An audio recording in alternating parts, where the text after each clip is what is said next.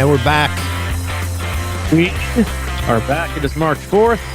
It's still the year 2024. Welcome, everybody. Listen to Crush Iron Podcast, episode 753. Yep, 753, and it is still 2024. It is. We are moving right along. It's already March. Apologies to the community at large and at hand for only popping out one podcast last week. That was on me. I was a little bit under the weather and not feeling too saucy, but nevertheless, I am back. I am back today, ready to rock. Hope you're having a awesome start to one of my favorite months of the year. Really? It is. Yeah, I love March. It is, dude. It's March is a powerful verb too. So it's also a powerful verb. It is. March is one of those tweener months, right? So it's got, for me, it's got those tricky days where, like, for example, which I think is what, knocked me out for a few days, was last Tuesday. It was freaking, I think it was like a 70 degrees and it's feeling fantastic. And then we go out and I'm standing out at the roller rink, letting Hayden play outside for a while. And because his outdoor hockey practice got canceled, and it goes from 75 to 35 in about an hour and a half. And that hit me like a ton of bricks. So you don't know what you're going to get in March. Like today it's 70, tomorrow's going to be 40. It's just like, it's like playing badminton with your sinuses for the month of March. You got things that are blooming, then you got things dying because, like, we're not supposed to be blooming in March. What are we blooming for? Next thing you know, we're going to have mosquitoes, but they're all going to die at the next frost. So it's just a tricky month, but sports-wise, it's fantastic. I mean, you got March Madness coming up, college basketball, all the games start to really matter. My balls are playing pretty well right now. We got 2 games coming up this week that'll be tough. The NCAA tournament. You got March Madness, which is one of my favorite 2-week spans of the entire year. You got spring break coming. You got a bit of warmer weather. People are a little bit happier outside. You got daylight savings time. The triathlon season is cranking up again.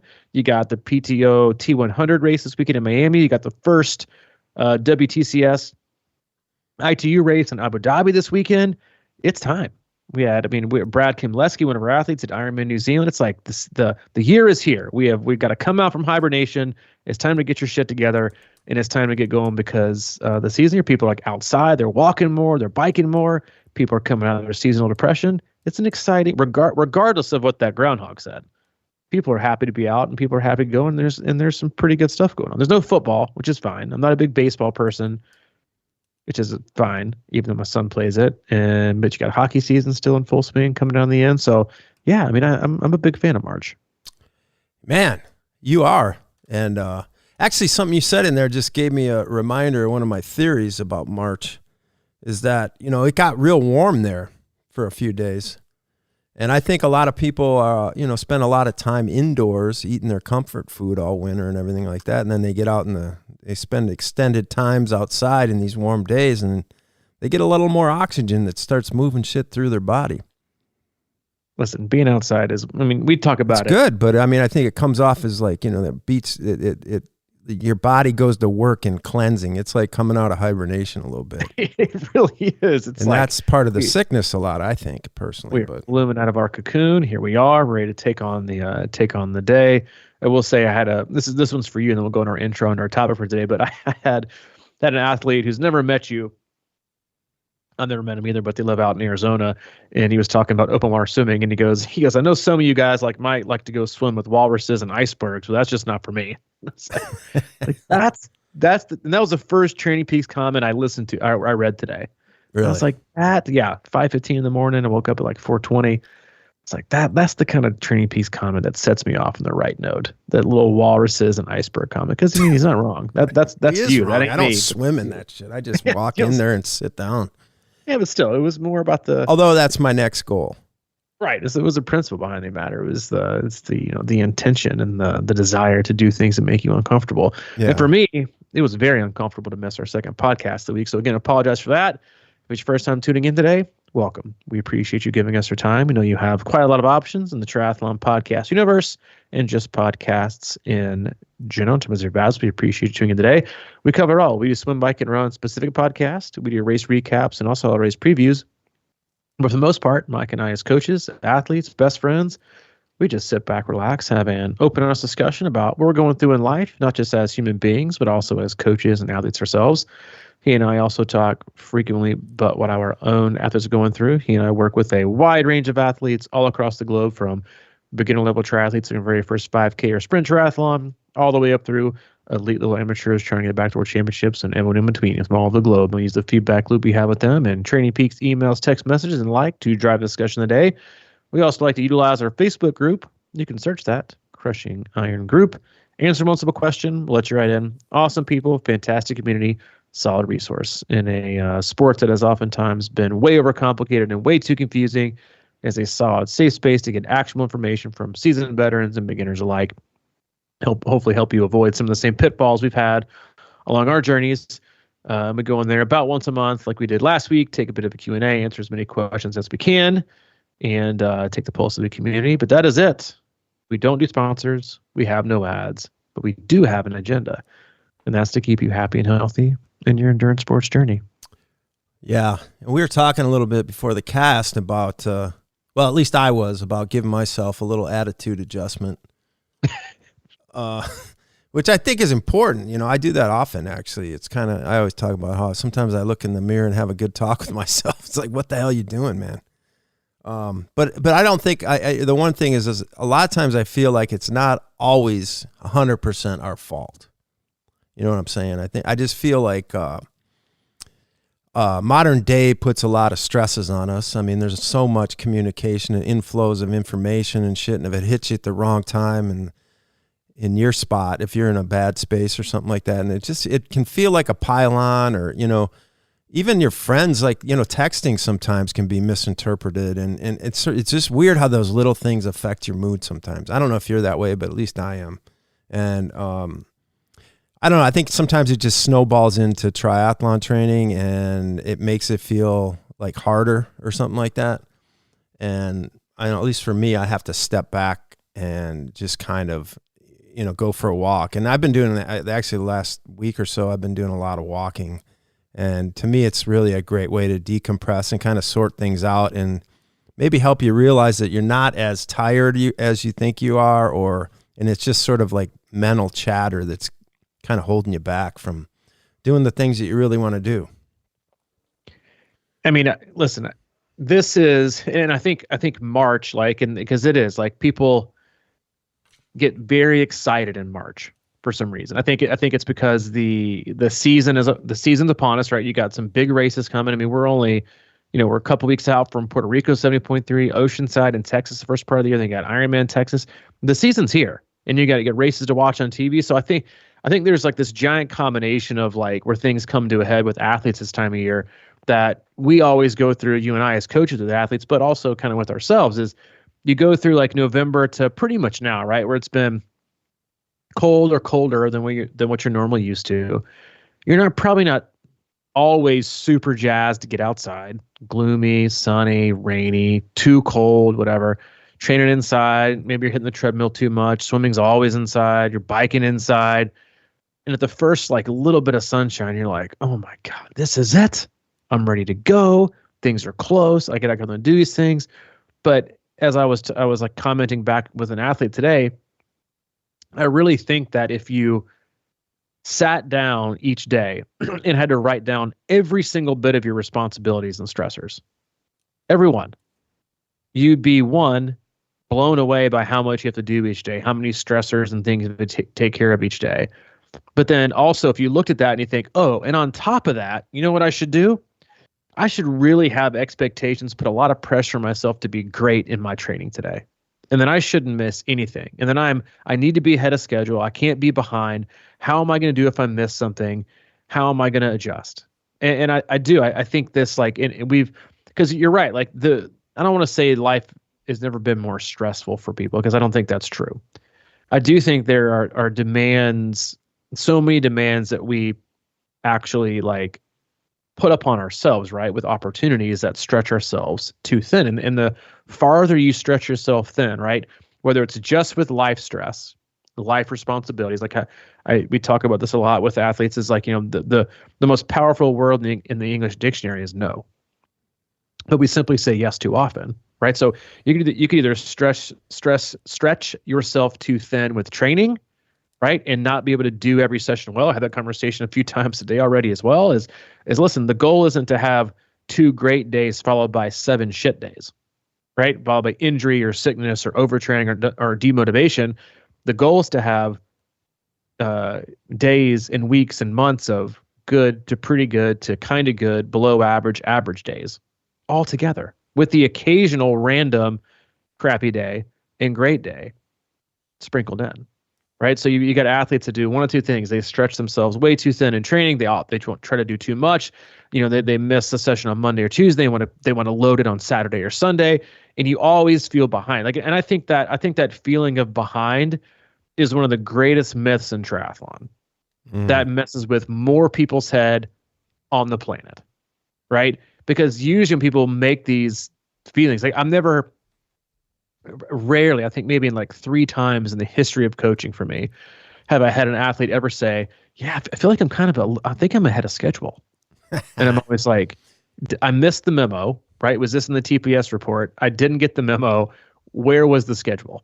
Where was the schedule saying we were ahead of schedule, right? And the same thing I always say is when, 94% of the time it's an athlete saying, I just feel like I'm behind. I feel like I'm behind schedule.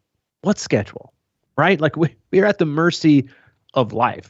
And I think the small, like one of the, and we were talking about before the podcast about trying to teach and encourage and promote autonomy with athletes, and like helping athletes feel empowered to make better decisions each and every day, right? Whether it's, I feel exhausted. Do I, like you said earlier before we went live, it's like, I feel not exhausted, but I just kind of feel off and stale today. What do I do? Right? Do I go try to wake myself up with a 1 hour threshold workout on the bike, or do I go for a walk and then reassess later? Right? Or I missed a session on Tuesday because my daughter had a late dance recital. I missed that. So should I move it to, tomorrow and try to stack it with 3? Or should I just skip it, move on, and realize that's okay? And I don't feel well today. I'm a little bit sick, but it's just above the head. So I think I can still do my 5-hour route with intervals and be fine tomorrow. Or do I take the day off and live to fight another day? Like all those decisions, athletes have those almost on a weekly basis. Every athlete, right? Regardless of their life situation, life just happens. Life owns you in a lot of ways. And whether you like it or not, no matter how good at planning you're at, no matter how good you are at time management, life just owns you. And you have to be flexible and at the mercy of it. And I think one of the biggest skill sets you can have as an athlete, but also as just a person, right? And how you navigate life and your profession and your relationships in each day is really instead of having an expectation, embracing imperfection. How can I be flexible and how can I be ready to adapt with the challenges of the day and know that it's not going to ruin my day, right? Because you talked about, letting, text messages or something's always going to push you over the edge, right? It's never really the thing that pushes you over the edge. It's the cumulative nature of a couple emails, a phone call, a text message, a spilled coffee on the carpet, your dog, goes outside and won't come back in, or you missed something, or you forgot you got to pay the bill. It's all cumulative, right? Stress, fatigue, everything that reaches us to that tipping point. But I think it's the decisions we make within that kind of range of before we tip and right after we tip that set us up for either just a quick rebound, right, in life or in training, or a week worth of funk and grumpiness, or a week and a half's worth of a niggle or a sickness in training. Yeah, and I think it's really important to recognize what's going on. Me, I've always been a listen to your body type of person, and effort driven based on training and stuff like that. And yeah, I mean, we have the world now is just a different kind of stress. I think it just feels so much more, it's more mentally stressful. I mean, back in the day, whatever, a few hundred years ago, they had like one mission, right? Go get food. That was it, and the guy wasn't saying, well, yeah, but we got to answer 100 letters first and tell them how to, they want to know how how I sharpen my spear or something like that. And it's just different, you know, like this morning, as I was telling you, when you wake up and I was just, I knew I slept good, but I was feeling a little off or flat or something like that. And I knew I wasn't tired because I haven't been exhausting myself, but sometimes you just go through those things where you're not, I mean, I haven't totally been overtraining I haven't at all. So I know that I'm not fatigued in that sense, but I was mentally a little bit slower or whatever than normal, which is saying something. But really, I knew that this was a situation where I would force the energy. And like I said, I went out for a little walk, and then I jumped in the lake for a while and just kind of like shocked myself up a little bit. I've talked to, you know, how Tony Robbins always talks about changing your state. And I think it's just something interesting, you know. There's being flat and sort of a little bit, you know, I don't know, I guess mentally tired or whatever, and then there's exhaustion, which is physically being tired, and then we have sort of this anxious feeling or something like that. And I think they all kind of need to be handled a little bit differently. And for me, it was just sort of like, how do I get my blood pumping today? And I think that the tendency a lot of us have, and me included, if we're exhausted, and like you said, that natural tendency to feel like, oh, I'm getting behind. And I think if you're tired and you're exhausted, those feelings become stronger too. So you kind of want to, it's easy to sort of beat yourself up and say, man, I'm tired, but man, I'm behind. So now I got to go prove that I can catch up, or I you know, or it's almost like self-hate in a way where you got to go grind yourself into the ground just to, you know, prove that you're not being lazy or something. But I think those are important distinctions to make, and how you handle them should be different. Like today, you know, I'm not ruling out a solid run later or a bike because I feel good. I just kind of woke myself out of a little bit of a mental slumber or fog or whatever you want to call it. And I actually feel strong. So it may happen later, but I don't know. We have flexibility on that a lot more than some people. So for me, it's sort of like I never try to rush and just jam myself into a bucket just to prove something. You know, if I don't have it today, you know, and I'm exhausted, I sleep, man. I told you, when I was in the corporate world, I mean, I put sleep, you know me, I gave it a pretty high value, and I didn't like that job at all. So a lot of times I would go in late on purpose, just not on purpose, but I would sleep. I didn't even care if I went in a little late because that's how important it is to me, you know? And maybe that's a little irresponsible. I get it. But I think we have opportunities to sort of take care of ourselves and give ourselves a little more chance to settle into what we really need. And I just think it's real important to pay attention to that. Well, I mean, I love what you said there, because I think one of the most important things an athlete can do when they feel out of control, instead of trying to take control or fix what has become uncontrollable, right? Like their day gets totally navigated away and they can't do a session. All they do is focus on what cannot be done, right? And then instead of saying, okay, you know what, this was taken from me. What can I focus on to make the best out of this moment? And I'll give you a perfect example. I think I've touched on it before, but I'll talk about kind of like being sick last week and in my training for Texas. I think it'll resonate with people. But one of the first, so when I went into treatment, when I got there, I remember the first, first 2 to 3 weeks there, I was convinced I was only going to be there for 30 days. And I was convinced I was going to keep training. I was going to keep working out. I brought like my run shoes. I was running around like the back of the backyard there, which is pretty big. I was trying to I didn't know how long it was. I was trying to figure out how far I was running.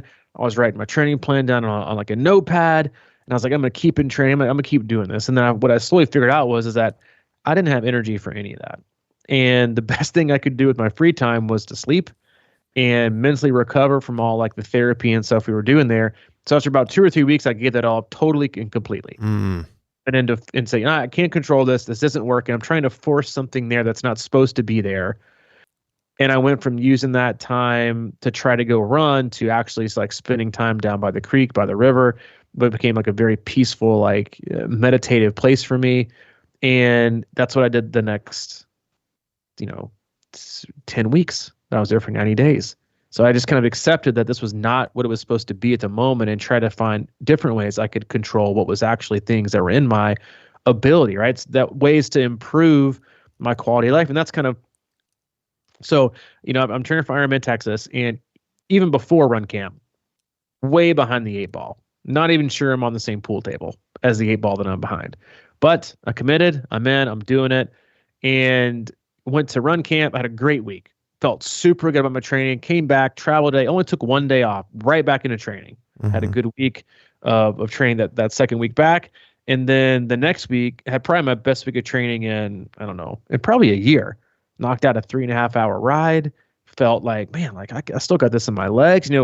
Kind of glimmers of like, hey, maybe I should whip open Iron Trac and kind of see where my time might be. I mean, that for real, that's what I was doing. I mean, I'm right on the side. I mean, you know the drill. Like, and then I was doing this on my ride I did it on Monday, but anyway, it was Friday, and I felt I was super proud of myself for going that long. It's like, man, I'm not behind as I think. Had a great week of training, didn't miss anything. Went out of town to Wichita, which I gotta say, in my head, I was thinking Wichita was going to be this not great, cool place. And I'm not saying it's an A+, but it had a pretty sweet little downtown area. Like, I ran along the river. Hayden was there for a hockey tournament. But anyway, got up every morning before his first hockey game of the tournament and got up and ran down by the river. Did and felt amazing. Two of the best runs I've had probably in 6 months. Wow. Come back to town Monday, and this is this last Monday. Back in the groove, I'm like, man, I'm starting to get like really, really feeling pretty good. Hop on the bike on Monday and knock out an interval workout where I like exceeded my not expectations, but I exceeded where I thought I would be with power. And somebody even texted me, hey, how's your ride going? And I said, well, it's going so good that this is when I got on Iron Trac. I said, it's going so good that I'm on Iron Trac, seeing what it takes to make the top 15 in my age group. that's where I kind of was. Wow. So I did that on Monday. So I'm feeling it, right? I'm like, all right, maybe I'm not too behind, even though Texas is like, 50 days away? Way too close to feel anywhere remotely positive. Wake up the next day, super busy. Allie's out of town all week long. And Hayden was like, I got, hockey practice canceled, but I want to go to the roller rink and just have some fun. I'm like, all right, let's go. Go out there, take the day off. Next morning, wake up. I'm like, all right, ready to go. And wake up and just feel like I get hit by a bus. Take the day off, don't do anything. Our heater goes out in the house for a day. Just super stressed. Thursday, I did a ride, and my heart rate was, I think, 25 beats higher than the same ride I did the week before. So I knew that I had something going on. And all I could think about was, oh, fuck. Like, how long is this going to last? Should I go ride today? I feel like I'm already behind. Also, I feel like I was in such a good groove. Like, what can I do? I've been feeling so good. I already can't miss. I already can't miss any time. And then I just had this kind of conversation with myself that was like, all right, you can't work out today, because what you don't want to do is turn in, a 3 or 4 day period into 2 weeks. Right? Because then you're done. And so I just thought to myself, all right, how can I reframe this down period into a positive? How can I spin it to where I'm not sitting there panicking 24/7 that I'm getting behind, that I'm losing fitness, that I'm going to DNF, that I'm going to put on an embarrassing performance, and balancing that with, you know what? That's true. You better get on there and get a hard ride and to show yourself you're not sick and show yourself you still got it. And then you're like, well, but then I'm sick and that's not going to do anything good. So instead of like focusing right on all those feelings, I thought to myself, all right, you know what I can do? I can rest, right? And I was like, you know what? It had been 3 weeks of steady training. I probably needed some rest. This is good. I was probably due for recovery 3 or 4 day block. You know what? This is it. I can sleep and eat well. Right? So that's what I did. Slept and ate well, weighed myself Friday morning, the lightest I've been in 18 months. Like in a good way. Not like as in like I've been throwing up, but I was like, all right, check that box. That fills me, that fills my cup. I'm feeling pretty good about this. got up and then I used the weekend to work a little bit ahead for this week. So this week I'd have less stress. So I did that Thursday, Friday, Saturday, Sunday. Took 2 long walks, played a little tennis as well on Saturday to get myself out of the triathlon mode. Because I honestly, I had the opportunity to either ride easy for an hour or go play tennis.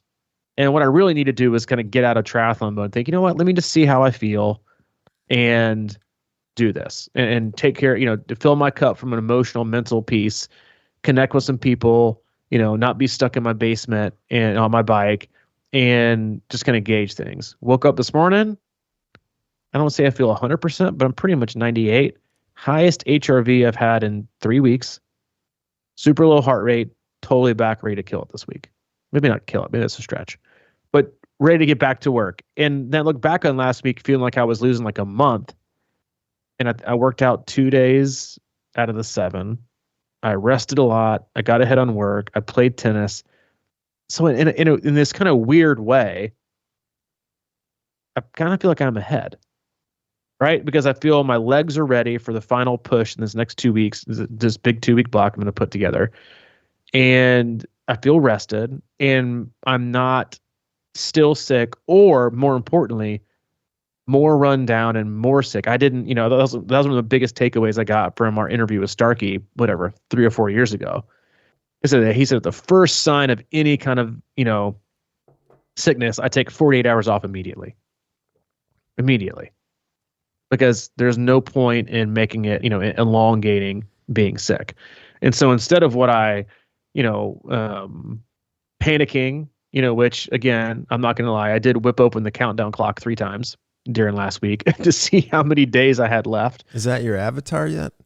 That's not, no, I don't do that. That's not the avatar. I whip it up on the, like on my phone. I'll just search countdown clock and put the date. I'm like, oh shit, 54, 52 days, 51 days. Well, that's plenty of time. And so instead of panicking, I found ways to be like, you know what? This is actually a good thing. This is going to be fine. This is going to be fun. Yeah. And now I'm not sure now let me put the caveat. I'm not sure any of that's true. I'm not sure any of it. Got to play mental tricks, man. True, right? It's true and actionable. But I woke up today, I upload my Whoop. I'm like, baby, I'm back. And I thought, and honestly, I'm not going to lie to you. My first thought was when I saw my recovery score, and then I woke up and I could immediately tell I felt better. Still a little bit stuffy, but whatever. And I thought, you know what? That Friday ride that I've got that's really hard, I'm going to move it today and I'm going to smash it. But one of the first thoughts I had in my day, period. And I thought to myself, nope. Stick to the plan. Stick to the plan with an easy ride today. But so I say all that to say this is that I think, and that's just one example, right, of being sick. And I think a lot of athletes do this. And whether you're behind the 8 ball like me, or feel like you don't have enough time, or you had a work trip pop up, or your kid got sick, instead of focusing on what we can't do and just panicking for no reason it's like the person checking the weather for Ironman Day 6 weeks out. Or asking for the water temp 2 months out, or even 2 weeks out. It's like, why are we putting energy towards things that we can't control and that aren't even set in stone? Because the truth of the matter is that stress just makes you feel worse. It's going to make you feel less fit. It's going to cause you to have worse sleep. It's going to cause you to feel more sick.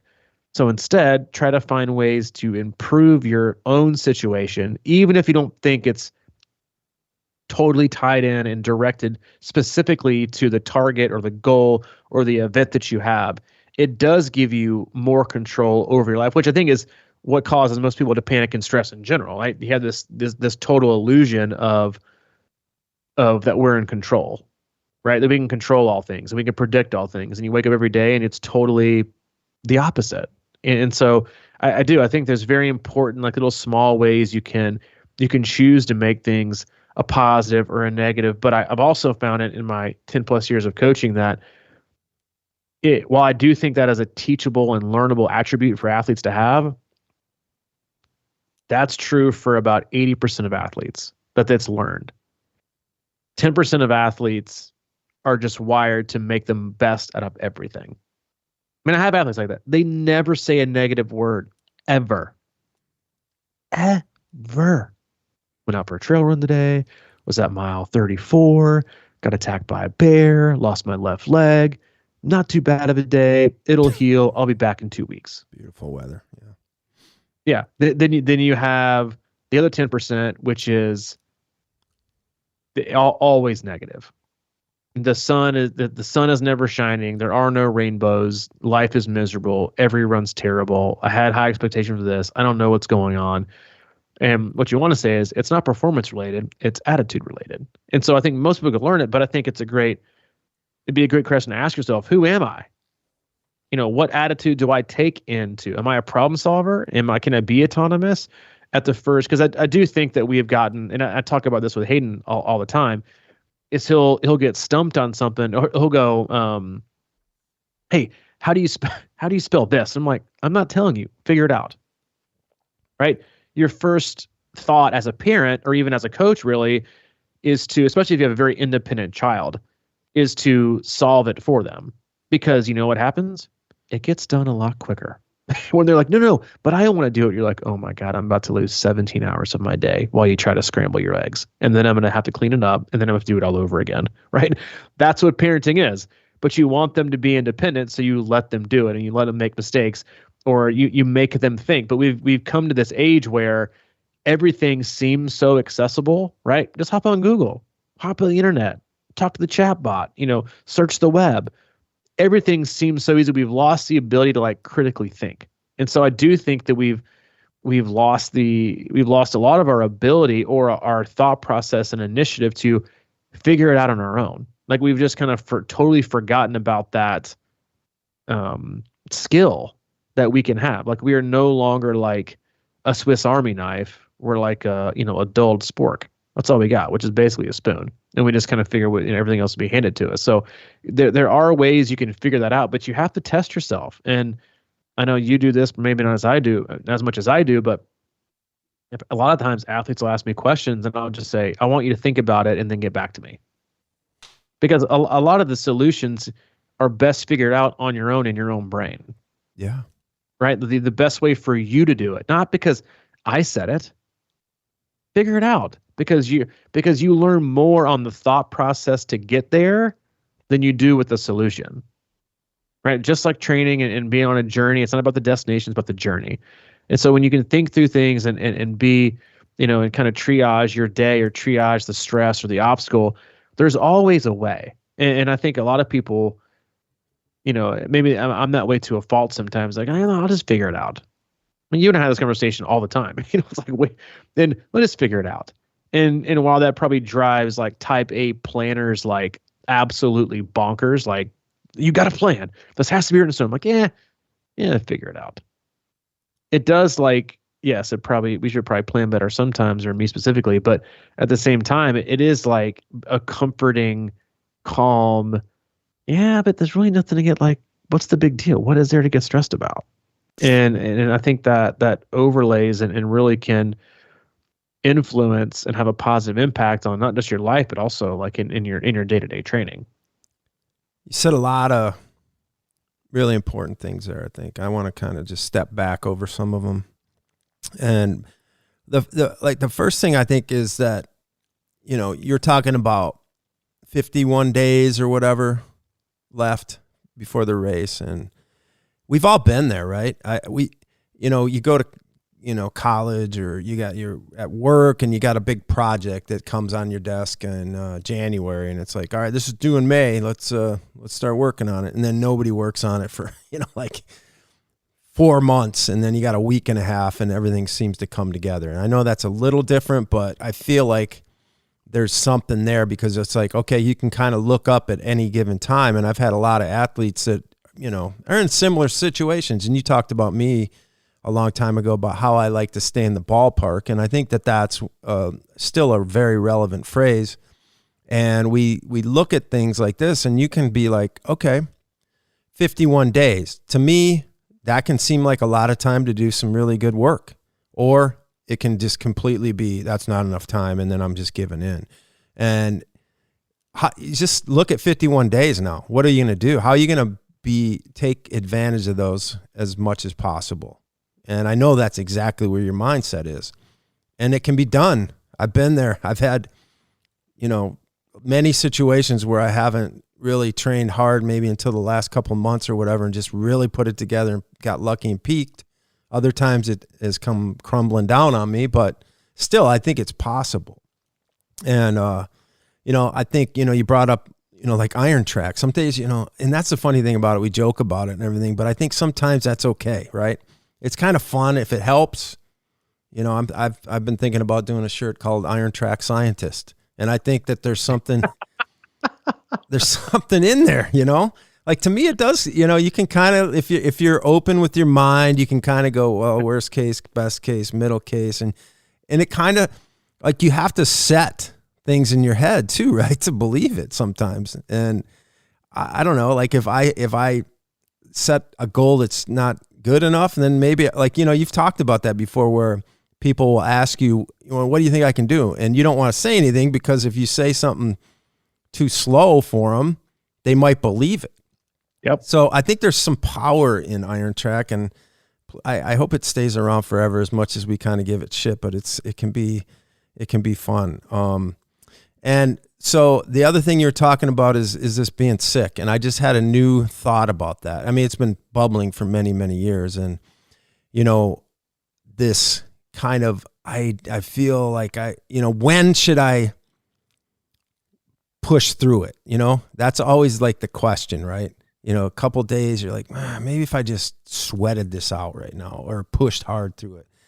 And I've really been thinking about this a lot. And the idea of being sick or cleansing something out of your body or whatever, you are working out when that's going on.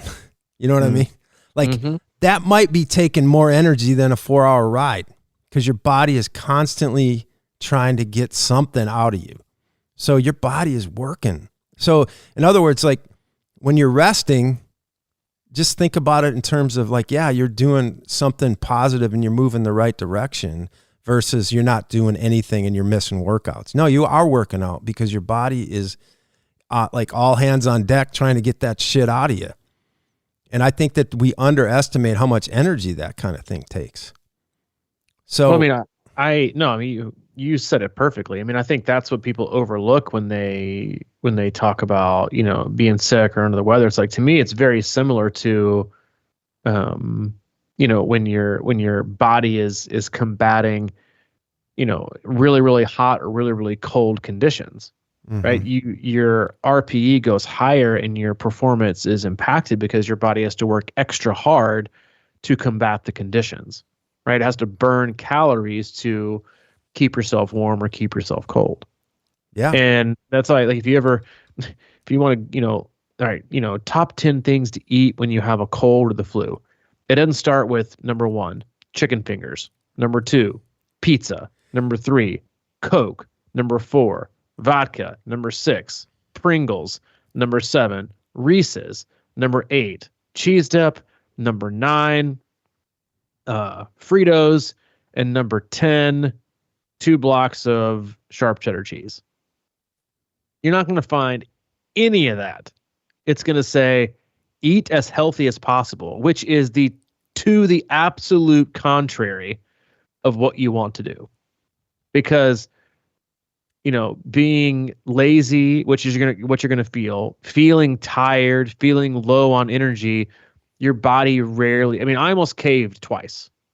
It's like, oh, fuck. It's like, dude, I could crush a burger right now. Right. And that would give me some small little semblance of relief. Because I'd feel good for all of 8 minutes, and then I would feel horrific. Like horrific. And then I would be sicker. I'd feel worse. I'd put it off for another day or two and getting out 8 minutes of enjoyment. So I just stuck to it and did everything I possibly could to make myself feel better. And it's funny because it was almost exhausting to pay attention to every single thing I ate, making sure I was resting, making sure I did this on time, and also single parent and also work. And it was like, man, like what I got to do? But I was like, you know what? The best case scenario is this is over by Sunday.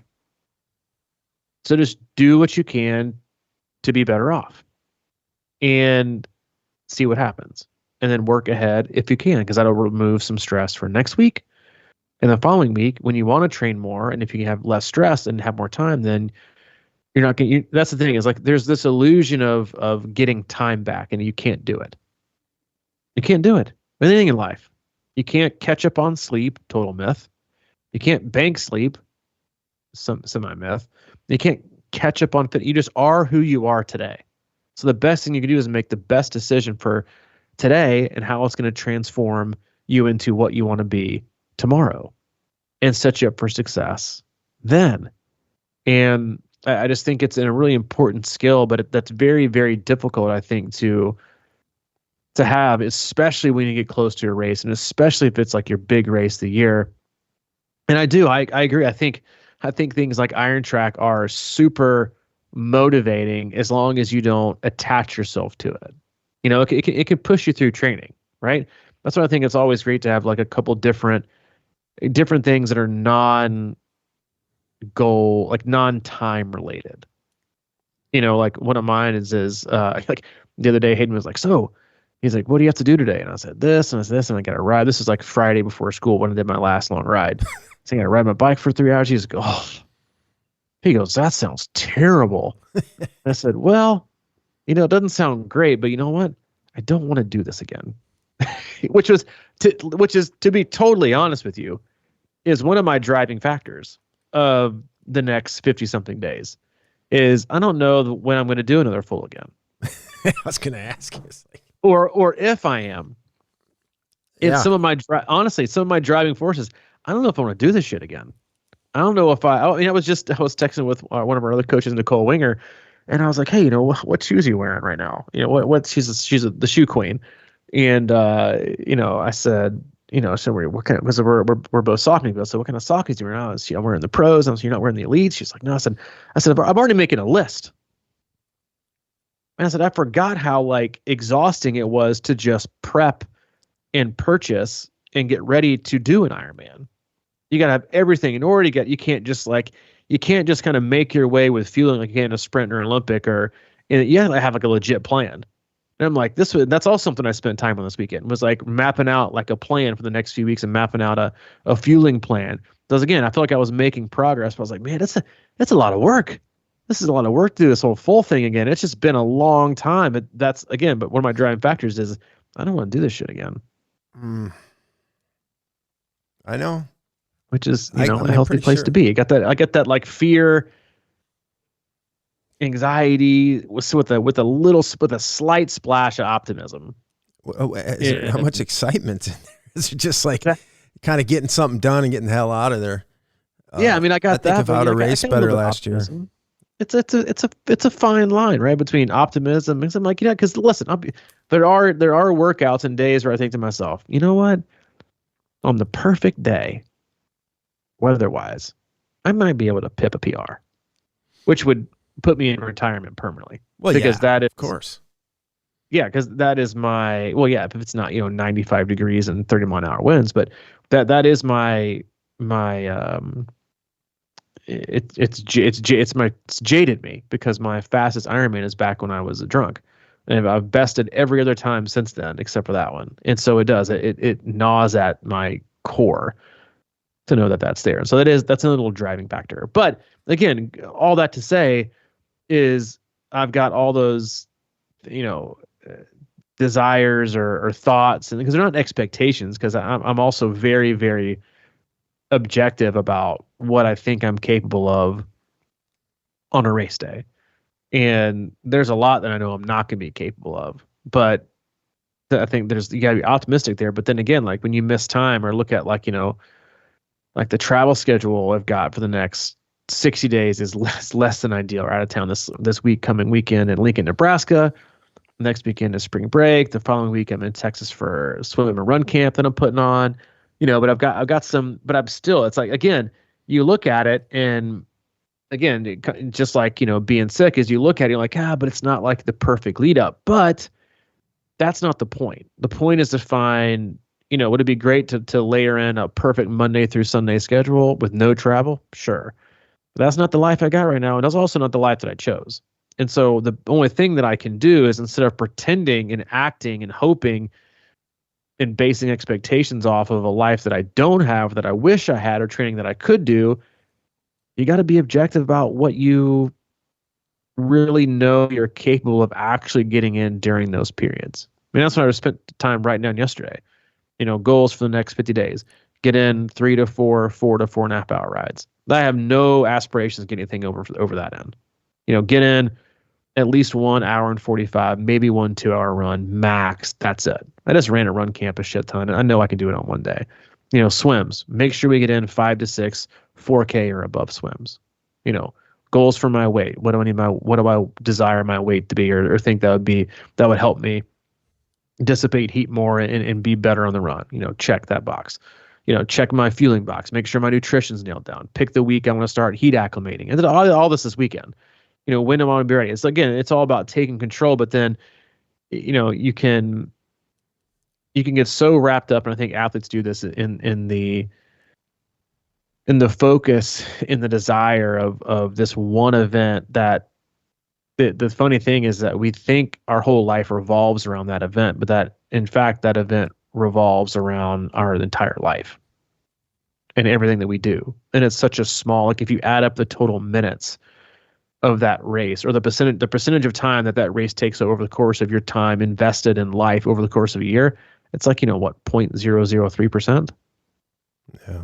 The amount of time you spend sleeping, the amount of time you spend with your family or your spouse or your kids, like, to me, like, that's like, no brainer. Luckily for me, hockey season is over basically this coming weekend, and I hate to miss any practices or any games, but baseball season's coming up. You know what? I could miss every one of those and not care. I'm just being honest.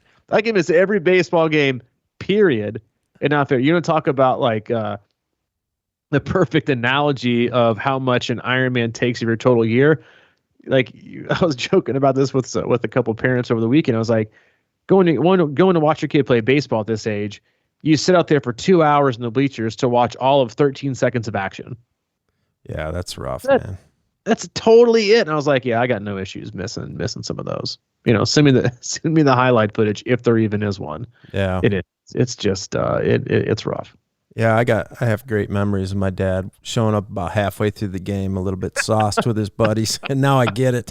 Now you get it, right? So it's like, yeah, man. I was just thinking about what you're doing. You're doing Texas, and what I hear you saying is, and it makes so much sense. Is just it's, you got 50 some days or whatever, and it's all about figuring out quality. I mean, we've all gone through. I mean, back in the day, dude, we used to, absolutely destroy ourselves, and at some point that just doesn't sound fun. For lack of, if you can't make what you're doing something that you look forward to, what the fuck's the point, man? It's like, we all get this, and I've had this for years, that if I don't get the podium, whatever, that kind of crap. And I just, it's something that can be a great experience. I love doing Ironman as much as it sucks during the run and a lot of the bike, and it just is really painful. But when you're done, it just feels good. It's just like when we do run camp, whatever, that marathon took me almost 6 hours and 40 minutes or something like that. But boy, did that feel good. It was just a rewarding feeling. And thank God we didn't have podiums and awards, and there's not records posted all over the internet for that shit, because it just felt good. And I felt really accomplished by doing that. And that's how I feel when I do Ironman. But if I let that other stuff get in my head too much, it can take away the joy of the whole experience and just the enormity actually of what we're doing. And as we always say, 99.9% of the people would never even attempt something like that. There's something there, man. And I just think it's too easy to get, and that goes back to, I think, what happens more often than we think with the continual flow of information and posts and things of that nature. We get out of our head and we lose sort of our grounding as to what's really important to us, which is really just to feel good. And to enjoy things. the pressure of, being somebody or not. I learned that yesterday again. I mean, I've been doing this with you for 11 or 12 years now, and I'm out on a stupid 30-minute run yesterday, and I'm still struggling with pacing sometimes. And I find myself like just going a little bit out of it. And it's so interesting when I'm in tune with that. If I'm going out on an easy run, and if I'm out of my space just a little bit, I start to not like it. And it's just, I don't know, something about that really struck me yesterday, because we all want to be faster and we all want to be stronger, but like, at what price do we continually want to put ourselves through? And I think it just can't last. You know what I mean? I think it's always good to challenge yourself and try to do that, but within reason.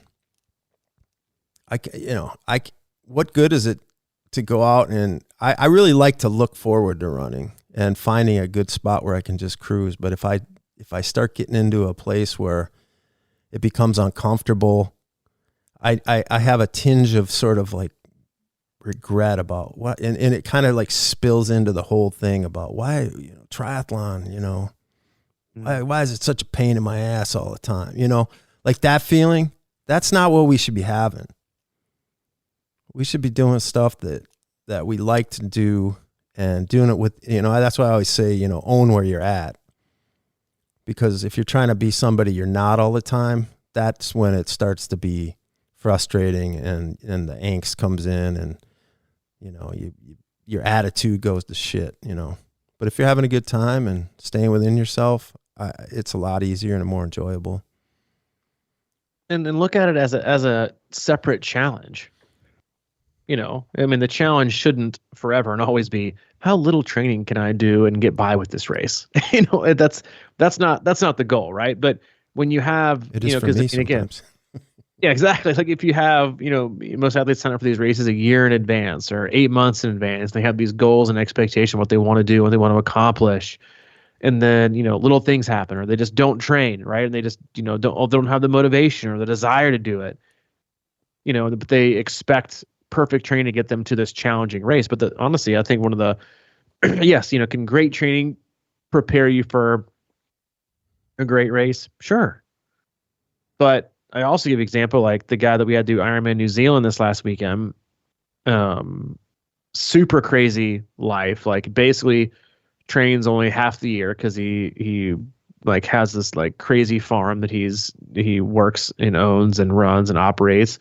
And then the rest of the time he's like traveling in his RV to these different places. So his schedule is just all over the place. And yet, an Ironman New Zealand was not easy. The swim was super rough. The conditions were not very easy. It was super windy. And I told him this after his race, and I said, a couple of the words, and I said, but I wasn't worried about you. And he goes, I like to think I'm one of those athletes you don't worry about. And I'm like, that's right. I don't. Because when you're used to imperfection, right, you're used to having to figure out a way to make it work, right? Traveling the country, getting an RV, not being able to train, having to run out in the fields, right, during farming season, and taking a break with the tractor or combine or whatever the hell farmers use out there, and getting a run in out there, or getting his gravel bike and taking it out to go check on something. Like, none of that is perfect. Having to find a different pool to swim at every other week. What's going to be available here? That's imperfection. So when you get to race day, you don't expect anything to go perfect. And I think that's an illusion we get ourselves trapped in, is this like, or that this desire or belief that things have to go perfect in order to go well. And the funny thing is, if you look back at some of the best performances at even the highest level in the last 3 to 4 to 5 years, a lot of them were going to say, yeah, I didn't think I would even make it to the start line, or I battled injury leading up to it.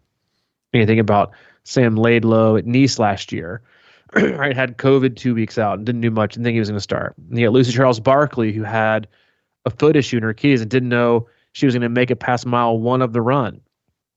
You got Tim O'Donnell, the year he got second, basically aqua jogged the 8 weeks before he got second in Kona's his best showing there ever. You get Sebastian Kiele, who won back-to-back Ironman World Championships. And on the start line, he's like, yeah, he was earlier this week. I asked, he basically asked to like go home because he didn't think he could finish. And there's just stories upon stories of these athletes that came in with no expectation to do well and absolutely blew their dreams away. And why we don't hang onto that. I mean, speaking of March Madness, like every year, at least last year, there's one team in the Final Four that you're like, definitely didn't see that coming. Right? Definitely didn't see that coming. Where the hell they come from? All you gotta do is one time. And you should take that as part of the challenge. Right? And I think and honestly, it's part of the motivation. Things aren't perfect. They haven't been perfect. They're not going to be perfect. How can I accept that and live in that and own it and be comfortable in it? Right? And because I think you get this like, not a swagger, but you get this like, it's quiet confidence of it's not going to be perfect and I might not be perfectly trained, but I did the best that I could with what I got. And now let's see if I can do it today. Just this once. Just it. Mm-hmm. Just today. That's it. And if you don't put that much weight, because one of the other things you don't do when you have that kind of mentality of going with the flow and not attaching and making excuses to every blip on the radar is that you just don't really, you don't have these weeks and months of built up pressure, right? From perfection. And then one thing happens, on race week and you're like, oh, that's it. It's all my training is gone. And you're like, dude, no, this is not a problem. You have to ask yourself this and catch yourself, right? If you're an athlete, is my first thought a negative and then a woe is me? Or is my first thought, how can I fix this and make it better? How can I make this work? How can I make this, go well? Instead of, oh my gosh, this is it. Listen, people are just that way anyway. I mean, Ironman could post the new course for an event, and it could be a downriver swim and a point-to-point bike with no turns and a downhill run with no turns in perfect degree weather with no wind and hand out 600 slots to Kona and Nice, and the first 25 comments below would be negative. Most people do. They find some shit to say about every single thing instead of just trying to find, all right, that's pretty cool. I'll take it. I can work with that. Right. And that's instead of, again, going for, the perfect or the meeting of the expectation. I love I can handle that. I can work with that. All right. That was one of my thoughts. Going into that first Louisville that I did coming out of treatment when I got sober, what you and I did together was, I remember it was supposed to be so hot. And I remember thinking to myself, good, because I'm pretty confident I can manage the heat, not manage it better than anybody. Not that I'm more heat acclimated, but I feel like I'm prepared to make better decisions than most people are. And I feel like I can make better decisions when other people are going to make really poor decisions. And I hadn't been training for like 3 months. And so I really had no expectation going in but to finish. And I think a lot of times that provides you better opportunities to pace and to get the best out of yourself, because other people straight up implode because they're chasing the long ride watts or miles per hour they did 6 weeks before, or the long run they did, with pacers and their best shoes on, 8 weeks before, totally rested. And they chase that and they implode. Right. So when you don't have those expectations, you can just kind of, almost like fly by the seat of your pants. A lot of times that's why you shock yourself. Right. Is to have that mentality, because it makes things more enjoyable and fun. Like you said, it makes you want to do it more often. And if you do it more often, you're going to love it more. You're going to stay in the sport longer. You're going to get better. And it just also relieves so much pressure and stress that also just really impacts how much you're enjoying training. And if you're even enjoying it, because like you said, if you're not enjoying it, what's the point? What's the point in doing it anyway? I mean, you're going to squeak out what? 20 extra minutes of your Ironman time? You're going to go from an 11:30 to an 11:10. Guess who's going to care? Nobody but you. Versus taking extra time to do things you love, or skipping this to hang out with your family, or not sweating over a missed this, or doing this like that. That's how it should be. It doesn't mean you're lazy. It doesn't mean you've lost focus. It actually means you're more dialed in to the things that matter, which is life, right? And enjoying this sport so you don't grow up to resent it. I'm with that, dude. Because nobody's got time for that. Nope. Nope. That's it. Call it a day. All right. Let's call it a day. Unless you got more in there. No, I don't. I do think that you and I both probably had two of our best performances in situations where it didn't look good going in. Yeah. I mean, Ironman. That's just, that's life. And I think you gotta just kind of take it and own it and take the bull by the horns and figure it out. Because I mean, a lot of times people get more confidence and a boost from figuring something out in a less ideal situation than they do, perfectly handling a perfect situation. You don't learn much in that. The day felt great. The day was fantastic. I knew I was gonna have an awesome ride, and I did. Versus I woke up late, but I got great sleep. I didn't know if I was gonna ride today, but I figured out a way to do it. My legs didn't feel that awesome, but I got on the bike anyway. In the last 2 minutes, I felt amazing. So happy I got this in. Give me that all day. You learn something, right? It's not, you don't learn your biggest lessons in life don't come from the easy success days. They come from how you were able to adapt and figure things out on the hard days. So embrace them and expect them, because more oftentimes than not, you're going to get more of those and you're going to get the easy ones. Yeah, that's true. A lot of practice with that. It's a practice. Practice makes perfect. All right, guys, we love you. We appreciate you. As always, go to our website, c26triathlon.com. There's a one-stop shop for all things coaching, camps, and community. If you need anything from Mike, he is available. Mike at c26triathlon.com. Or if you need anything from me specifically, I am at Robbie at c26triathlon.com. All right, my man. All right, dude. Check you later. All right. See you. See ya.